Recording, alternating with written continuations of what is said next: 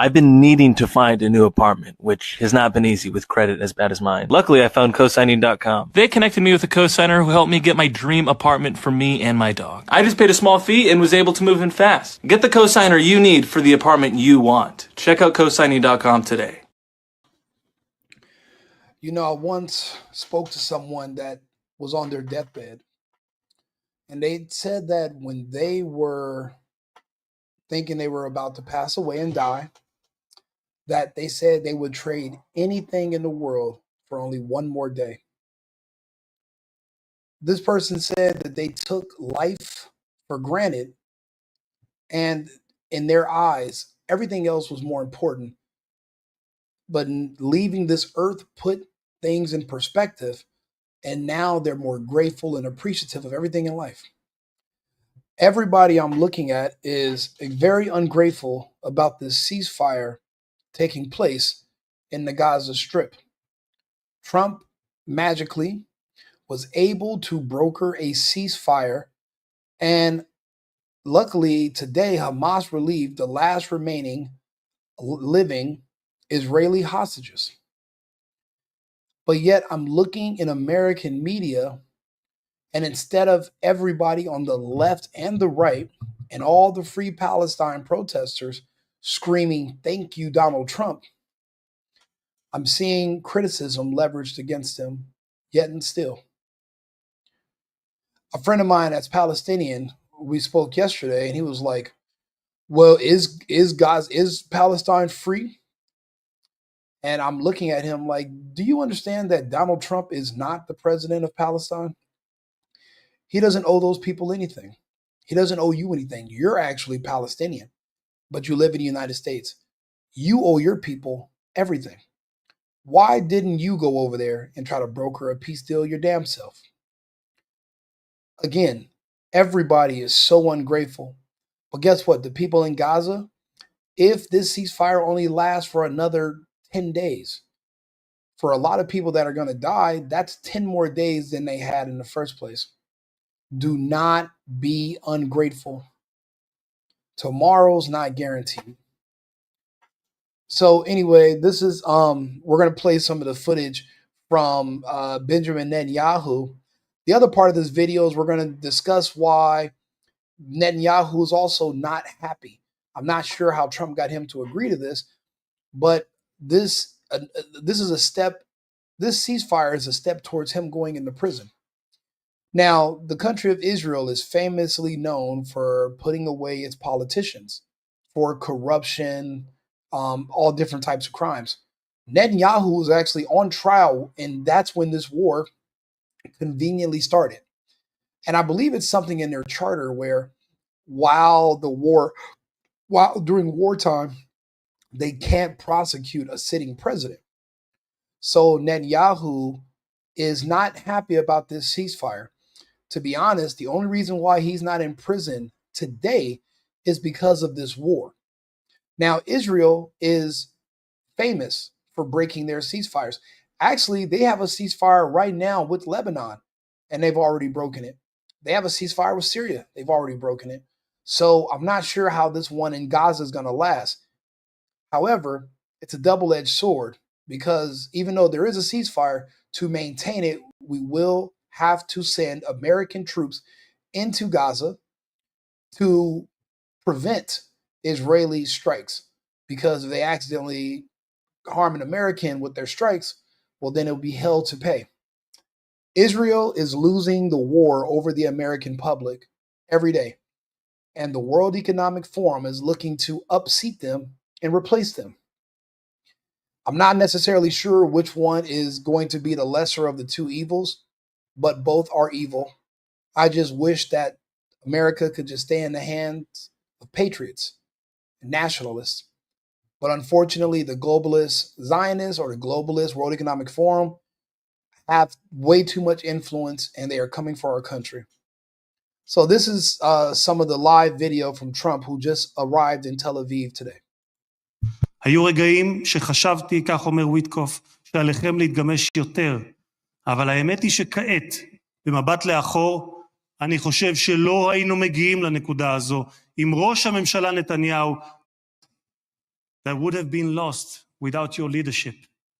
And as our sages teach, whoever saves one life, it is as though he has saved an entire world.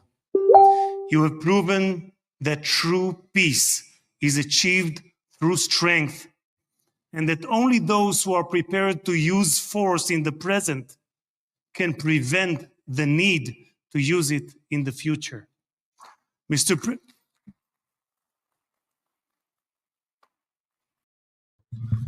Why can't Trump get this type of treatment from Americans on the left in America? You have the gay community and you have the black community consistently hate any of his efforts and any of his successful peace negotiations.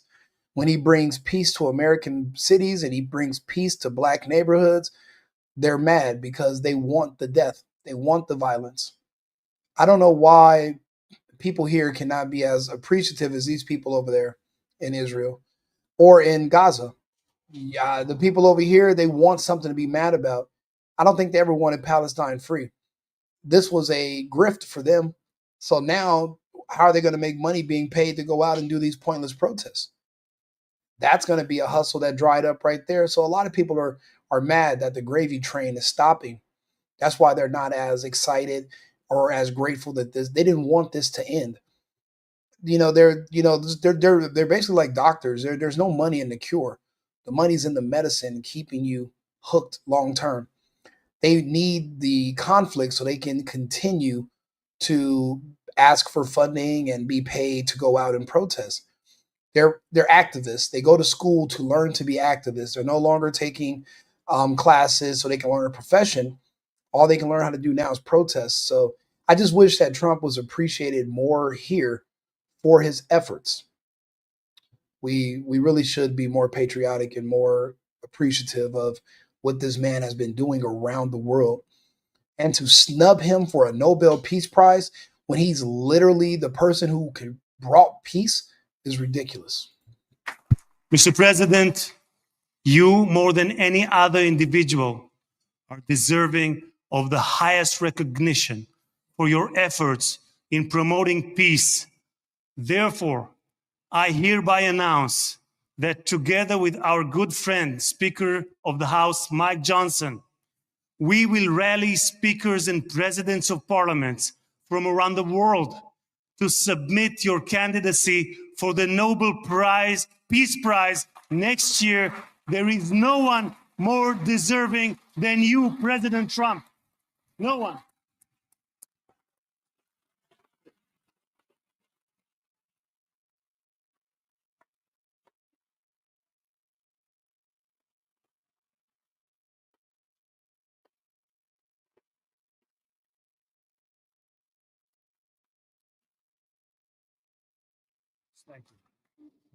אדוני הנשיא, אנחנו ניצבים בפני ההיסטוריה ברגע נשגב שיחקק לדורות. זה יום מאוד מרגש לאזרחי ישראל, יום שכולנו ייחלנו לו. בספר ירמיהו משיב השם לרחל המבכה את בניה.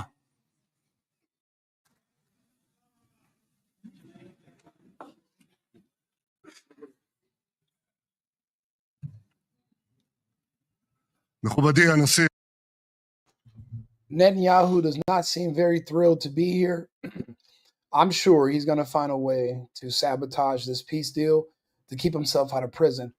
However, there's so many different forces, including the World Economic Forum, that are pushing for this ceasefire because they know this is going to be the only way to remove and replace Benjamin Netanyahu Bibi once and for all. הרצוג ורעייתו מיכל, מכובדיי הרבים, ובראשם, recognize Jerusalem as our capital and move the embassy here. Thank you, President Trump, for that.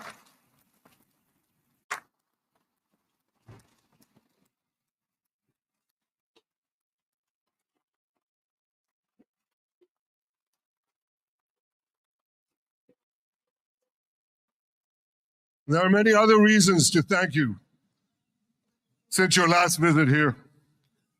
Thank you for recognizing Israeli sovereignty over the Golan Heights.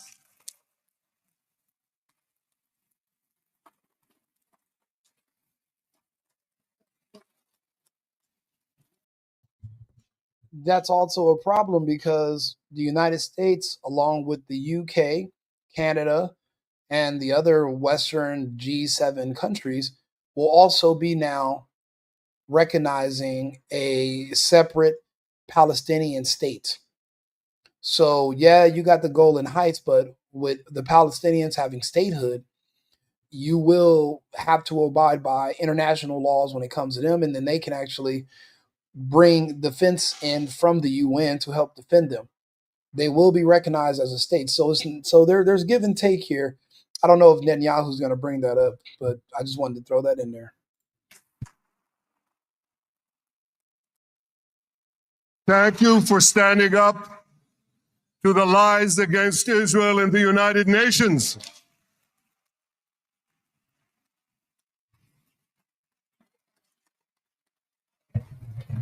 No one's lying on you, Zionists. Thank you for recognizing in your 2020 peace plan our rights in Judea and Samaria, the ancestral homeland of the Jewish people.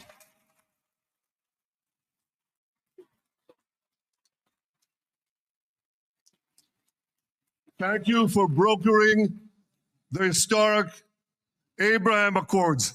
Abraham, Esquemei Abraham.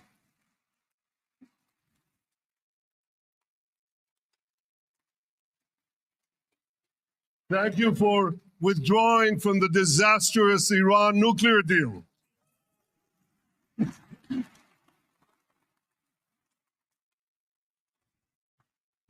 Thank you for supporting Operation Rising Lion and for your bold decision to launch Operation Midnight Hammer. Boy, is that, you got to hear this.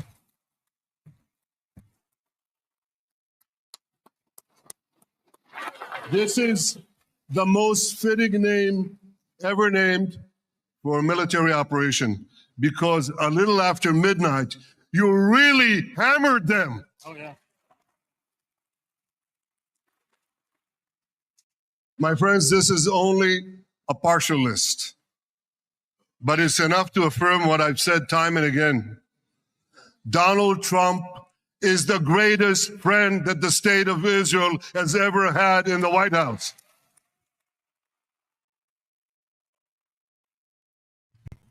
Not even Trump believes that. This is lip service, and Trump doesn't trust Netanyahu. Trump knows Netanyahu's a snake. And they say this about all the presidents. They say this about everybody. They're professional scammers.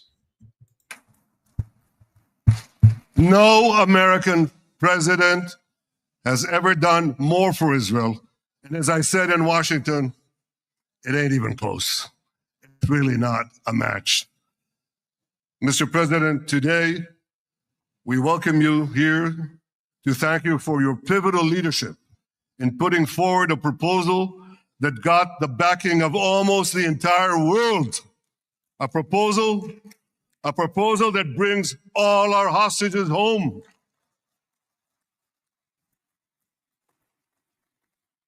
A proposal that ends the war by achieving all our objectives.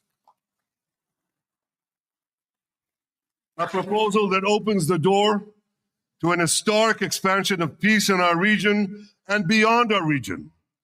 Mr. President, you are committed to this peace. I am committed to this peace. And together, Mr. President, we will achieve this peace. We've done it before.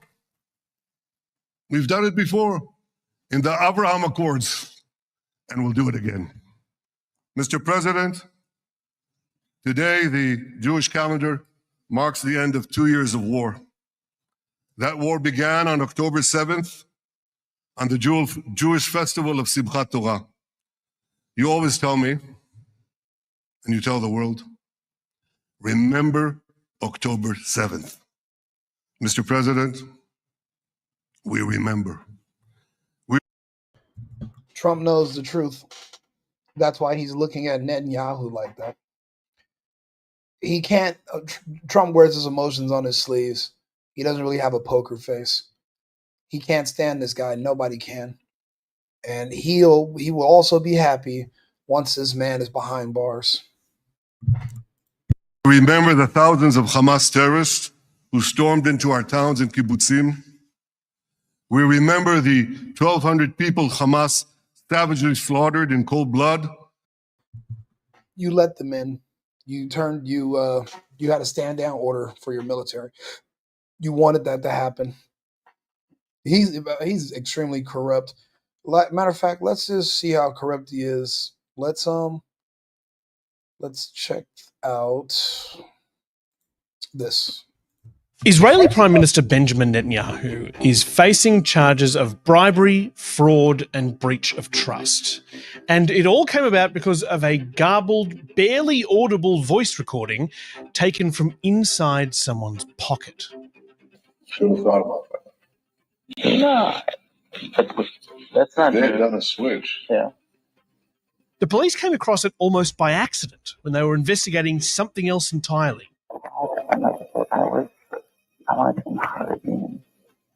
The sound quality is terrible, but you can make out the voices of Netanyahu and Arnon Mozes, the publisher of one of the country's most popular newspapers.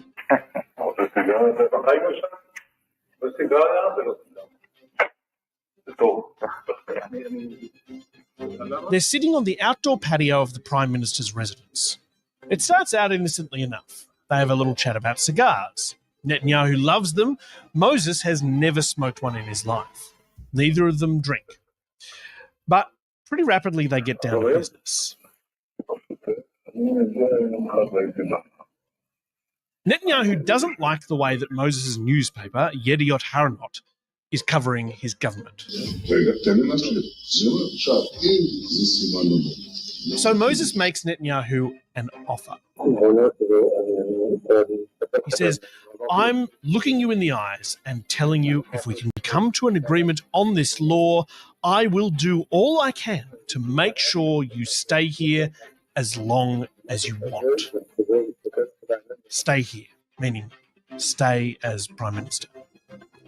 Moses offered favourable news coverage in exchange for Netanyahu's support on a legislative change that would help his media empire. A quid pro quo.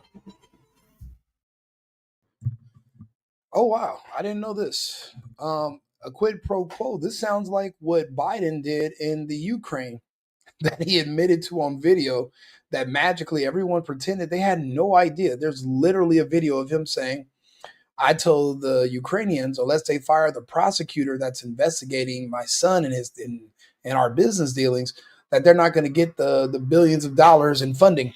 And they were like, well, you can't do that. You don't have the power. And he said, call the president. I bet you don't get the money. And he says, son of a bitch, in the next few hours, the prosecutor was fired off the case. Quid pro quo. Pay for play. Political payola. So that's the bribery scandal. He basically was bribed by the publisher of a really popular periodical in Israel. And in exchange for the paper giving him favorable reporting, he was to, I guess he's paying them. So he's bribing them for coverage. And I mean, I wonder how much of this happens in the US every single day, but wow, he got caught. And this is what he's going to prison for. This recording is now a key piece of evidence in a criminal trial of Benjamin Netanyahu, the man who is leading Israel's military campaign in Gaza and the Middle East. He's currently on trial for alleged bribery, fraud and breach of trust, charges he denies. Netanyahu is doing everything he can to stay in office, because if he stays in office, he can't be thrown in jail. But unlike Donald Trump's vaguely similar situation, That's what it is. If he stays in office, he cannot go to jail. And that's why he wants to keep the war going so he can stay in office. Let's see if he explains that. in the US, this one has an old school flavour. We'll be back soon. A fierce battle between media tycoons, reminiscent of the battles between Rupert Murdoch and Kerry Packer in the heyday of newspapers. This story even involves Kerry Packer's son. Caught right in the middle of it is Australian billionaire James Packer. It is a rollicking tale. But Netanyahu's tangle with the law could change the fate of the war in the Middle East. I'm Matt Bennett, and this is If You're Listening.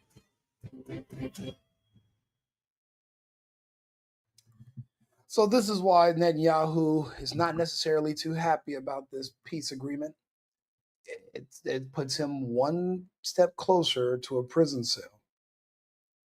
This is what Ian Carroll said today on the Jimmy Dore show, and he also had on Judge Napolitano and our good friend, the General, and he's going to, what's his name? Scott. He used to be a weapons inspector in the military, Scott. And let's see what they got to say. Point in time, I would whisper in his ear, Hamas won. Hamas won. They got everything they wanted. Thank you, Mr. President, on behalf of Hamas. We have special guests with us, ladies and gentlemen. Ian Carroll, citizen journalist, online educator, whose motto is follow the money, seek the truth, do your own research. That sounds very right-wing. He also hosts the online show Cancel This, and his TikTok currently boasts more than 1.8 million followers. Boy, I wonder what he's not posting over there. Please welcome back to the show, Ian Carroll. Hey, Ian, how are you? Good to see you again, Jimmy. So I'm basically not posting anything on TikTok anymore. Did they go back and take down some of your stuff? Yeah, it was right after the deal started to go through. My most recent one got taken down. I haven't posted since. I just got another strike for a Candace Owens post. So, yep, the deal went through. Basically, the Zionists now own TikTok. Surprised. We've seen it before. Yeah, TikTok's a can of worms. Not a fan. Are you looking to establish your business using an address other than your home? Wish you had a professional. So I wanted to talk to you quick. There's a peace deal. Well, there's a ceasefire deal. And here's a very quick summary.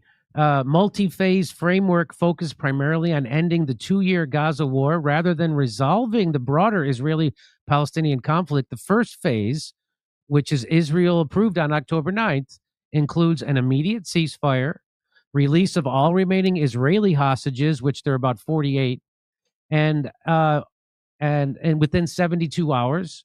And then Israel's going to release approximately 2,000 Palestinian. Wow, that doesn't seem equal, does it? 2,000 Palestinian prisoners, including 250 serving life sentences, and 1,700 detained since October 7th, 2023. Partial withdrawal from Gaza, with forces remaining along the Philadelphia corridor. That's the Gaza-Egypt border for security. So I guess they occupy about 70% of Gaza right now, and they're supposed to pull back to 50%. That's what I've heard. And they're going to open the Rafah crossing for humanitarian aid under international oversight. Subsequent phases, negotiations to begin post-hostage release, outline Gaza's demilitarization, transitional governance by Palestinian technocrats under the International Board of Peace, which is going to be chaired by Trump, and large-scale reconstruction funded by Gulf states and international donors. And what I just want to, this is what Scott Ritter has to say about it. Because Hamas wants a Palestinian state. I mean, that's what this was all about. This was about creating the conditions for a Palestinian state. And now Hamas actually has a deal. Again, people need to put this in perspective. Go back to the days and weeks after October 7th, 2023, when the initial discussions were being had about a ceasefire and what Hamas's demands are. Every single demand of Hamas has been met. I mean, this is a Hamas peace treaty. Trump has packaged it up and has sold it to the Israelis, but Hamas is getting everything they asked for. So, why would Hamas do this? Because this is what they've wanted all along. The idea that they're a terrorist organization that exists just to run around and blow things up and commit violence and kill Israel and all is absurd in the extreme. Hamas has been fighting for a Palestinian state, for a Palestinian homeland, and this agreement creates the opportunity for that. So that's exactly why Hamas would be willing to do all this. But at some what people don't understand about the Palestinians is that they are in a open air prison. They cannot leave. No one can go there. Their food is rationed, and actually, Israel uses a program, and basically they can tell you what's the amount of calories per day you must need as a human to stay alive, and that's the amount of calories you are given. So it's a camp. Don't know how much concentrating is going on in there, but it is a camp. It's an open air prison. They wanted their own state. I wouldn't go as far as to say Hamas won. I'm going to say the World Economic Forum won. It was the World Economic Forum pressures that are pressing on Israel to accept this deal, even though it's not in the best interest of Benjamin Netanyahu. Again, if Israel loses, then the World Economic Forum wins control over the American political system. The same control Israel has, it's going to be replaced with the control from the World Economic Forum, and that does not look any better. That looks way worse. A technocratic, communist, medical, it's just like this whole takeover that they're doing. All the stuff you saw during lockdowns and COVID times 20. It's medical surveillance state, and it's basically just it's techno-communism. So I'm not gonna say that, everyone says that Israel's evil. They definitely did a genocide, but the World Economic Forum is evil. But one thing the World Economic Forum and Israel could agree on is the mass injection of certain populations around the world. So it's like they both came together to do that, and now they're fighting over, well, who's going to be number one when the smoke clears? And the United States is the prize, and we're in the middle. I just hope one of these people, I hope neither one of those groups are going to say, well, if I can't have America, no one can. And then they do something drastic.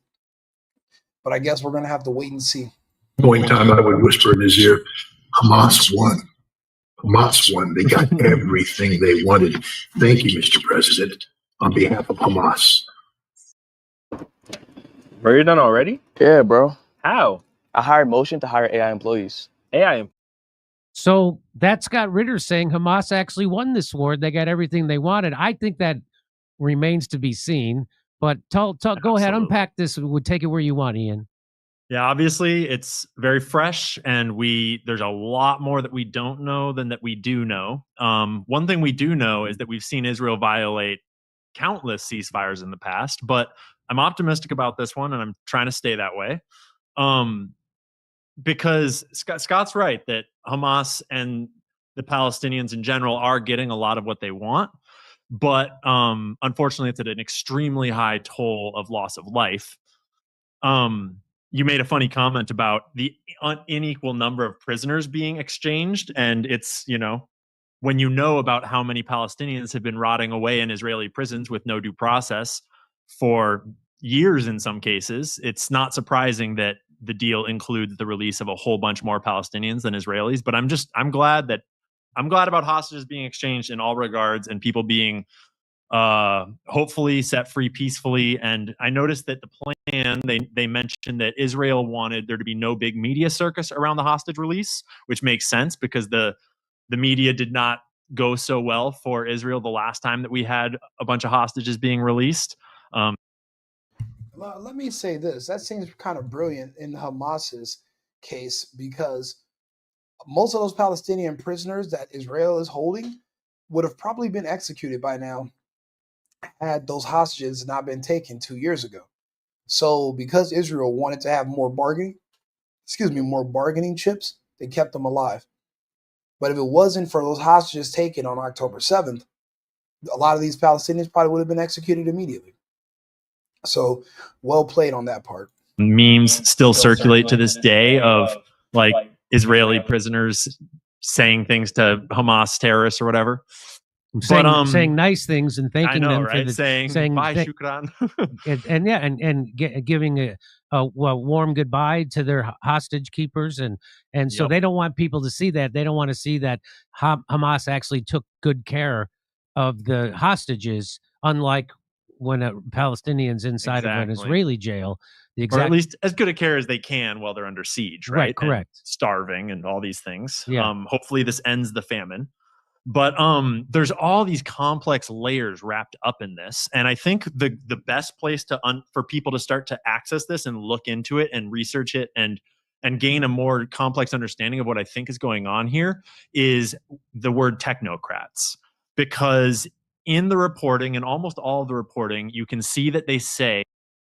I was just talking about a technocratic, communistic world. And now they're talking about the Gaza strips are now going to be ran by technocrats. The whole technocrat industry is rooted in, it's a creation of the World Economic Forum. So basically the World Economic Forum is going to be coming into Gaza. I'm telling you, there is a war between the World Economic Forum and the Zionists. And the Zionists are panicking. That's why what happened to Charlie Kirk happened. That's why you see so many other things going on. They are panicking. That means they're threatened. When people start doing, erratic things and drastic, moves, that means that they're nervous. The World Economic Forum is getting closer.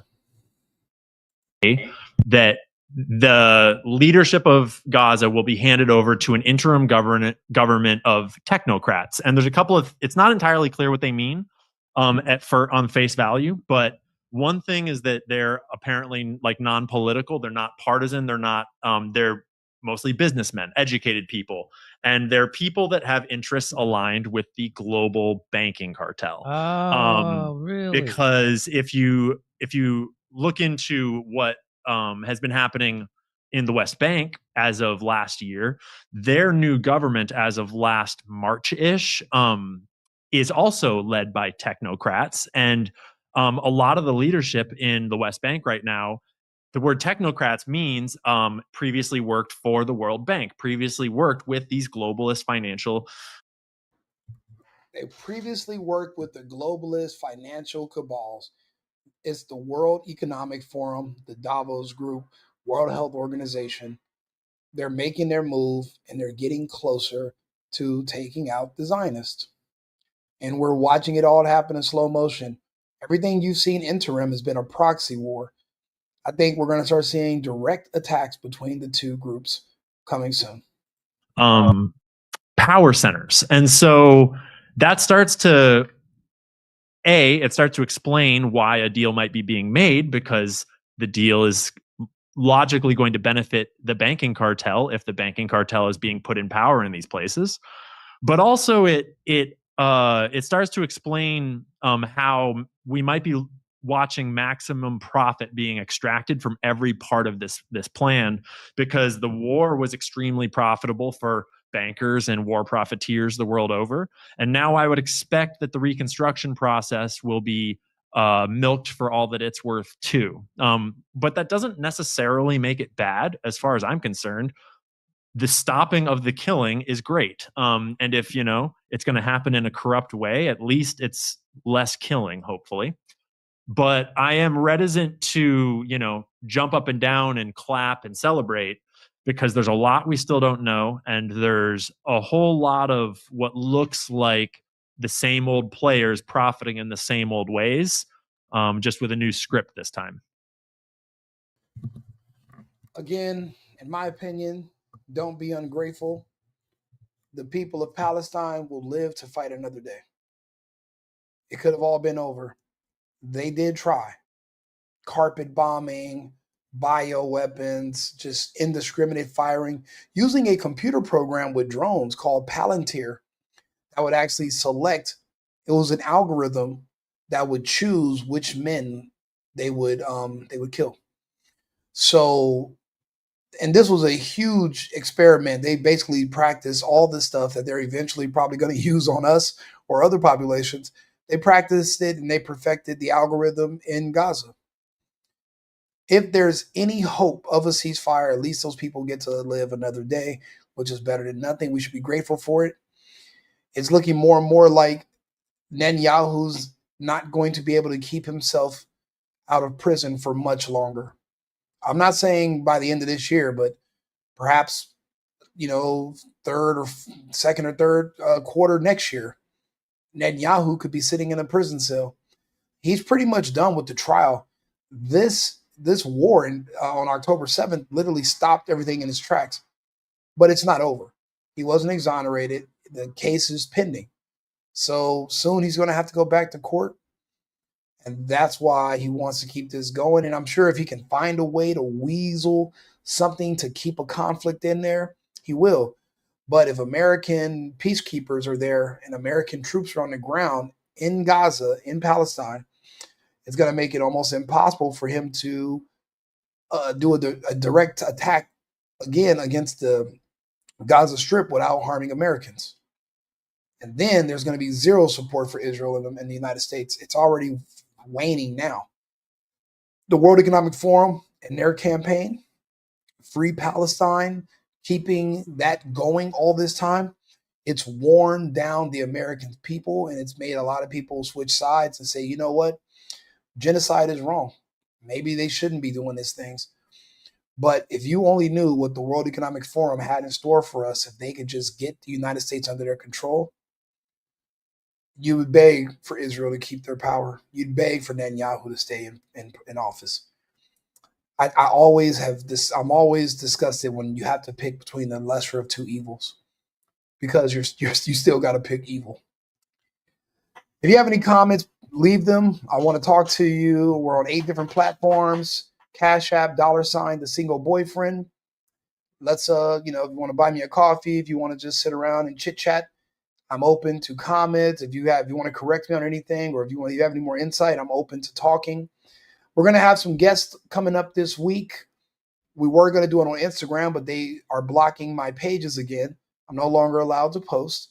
Luckily, I'm here and I'm on Rumble and I'm on X. So I'm not completely muted, but on the immediate social media like TikTok, they've striking the hell out of me. Instagram, I'm done. Facebook, remarkably, they've came light years in their progress, rolling back all the censorship. I remember I couldn't call somebody. I called somebody slow, and they put me on the 30-day ban. So now you can call people whatever you want. So I'm liking Facebook now. That's why I'm on there posting and typing, calling people everything under the book. So you can find me on there as well. The Single Boyfriend, or Right Wing Rico. My new page is going to be Rico Limbaugh, just because I used to be a huge fan of Rush Limbaugh, and I'm going to try to hopefully we have a lot of the same talking points. So Rico Limbaugh is pretty fitting. I think I'm going to go by that. So anyway, like and subscribe, share the video if you can. I appreciate it. Thank you for tuning in. We have some other topics to talk about. I'll be back on live in a few minutes. We're going to go over some of the ICE raids and how it's going to help rent prices go down. And what are these other topics? We have a few other topics. So I'll see you guys again shortly. Like the page on YouTube, The Single Boyfriend, or Right Wing Rico. I appreciate you guys tuning in, and I'll see you again shortly. Cheers. I've been needing to find a new apartment, which has not been easy with credit as bad as mine. Luckily, I found cosigning.com. They connected me with a cosigner who helped me get my dream apartment for me and my dog. I just paid a small fee and was able to move in fast. Get the cosigner you need for the apartment you want. Check out cosigning.com today.